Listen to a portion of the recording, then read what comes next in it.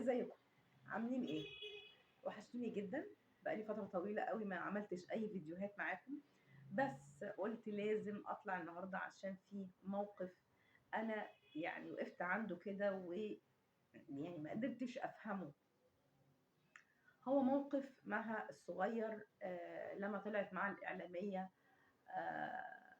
منى الشاذلي ونسبت لنفسها أو ادعت إن هي رسامة أو فنانة، يعني بتقوم بعمل إبداعات فنية زي اللوح زي غيرها، ونسبت لنفسها عدد من اللوحات. قالت إن هي رسمتهم على اعتبار إن هي من إبداعها أو فنها الشخصي، واللي اتضح لحظها آه، إن الفنانين عرفوا، الفنانين اللي هي نسبت لنفسها اللوحات بتاعتهم وإبداعهم الشخصي وإبداعهم الفكري بتاعهم هم لنفسها، عرفوا.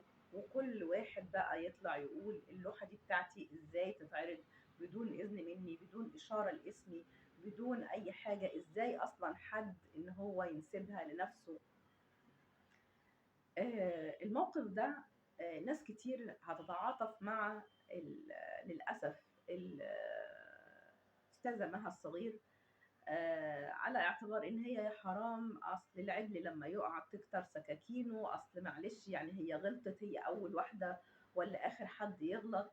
هو كذا، طب كفاية الناس اللي قالوا لها كذا والناس اللي قالوا لها كذا، خلاص مش عارف إيه. حقيقة الموقف ده مش موقف بسيط ومش حاجة صغيرة، ويعني هي يعني الصدفة بس هي اللي خلتها إن هي تيجي في وش مها الصغير.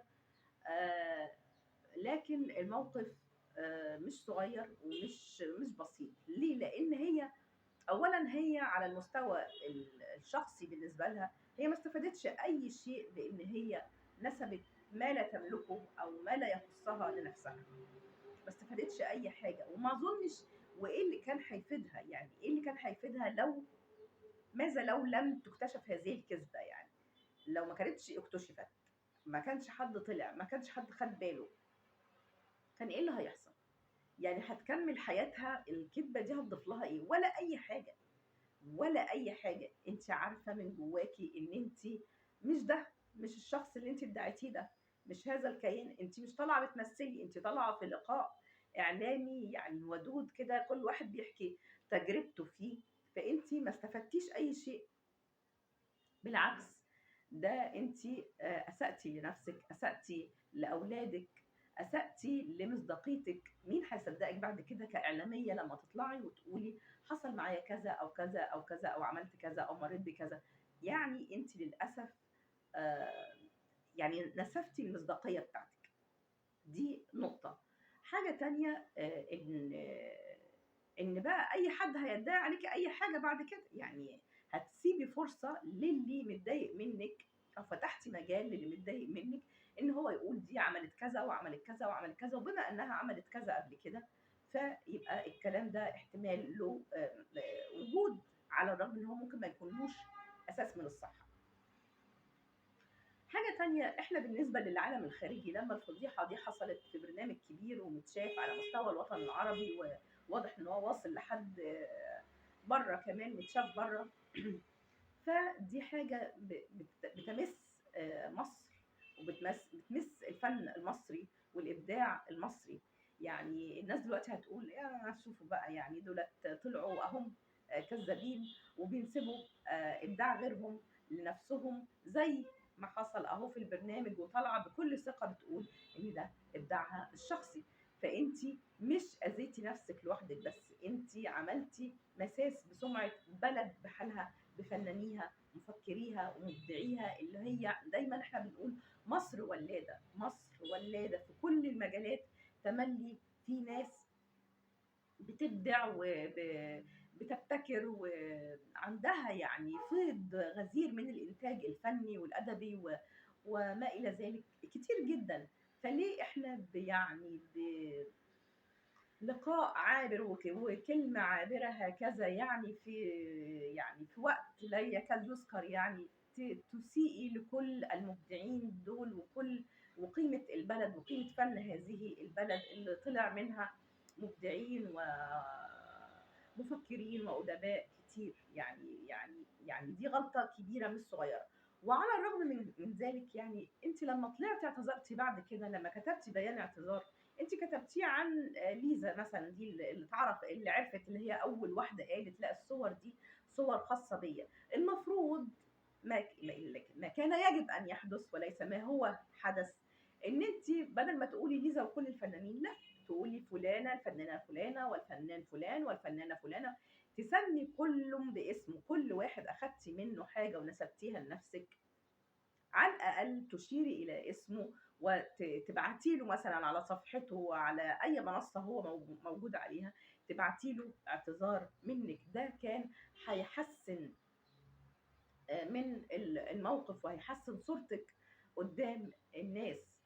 يعني أنا بشوف إن في حاجات إحنا اتربينا عليها وإحنا صغيرين، يعني انا شايفه ان هي بديهيات، يعني بديهيات، شيء بديهي. انت لما بتبقى ماشي في الشارع وبتصطدم بشخص عن طريق الخطأ، عن طريق الخطأ، انت مش قصدك، انت مش قاصد، مش ماشي قاصد تكعبله مثلا، لا، عن طريق الخطأ، انت مش واخد بالك فعلا، وهو كمان مش واخد باله، واصطدمتوا ببعض، انتوا الاثنين بتعتذروا لبعض. يعني لو حصل انتوا الاثنين بتعتذروا لبعض، او لو انت اللي اصطدمت وهو اللي تأذى، فانت بتعتذر حتى لو انت ما قصدتش ده، حتى لو انت ما قصدتش ده. يعني احنا افضل حاجه بتتعمل لما بنخطئ هو ان احنا بنقدم اعتذار فوري وسريع جدا، يدل عن احساسنا بان احنا اسفين، مش اسفين عشان احنا نسكت اللي قدامنا.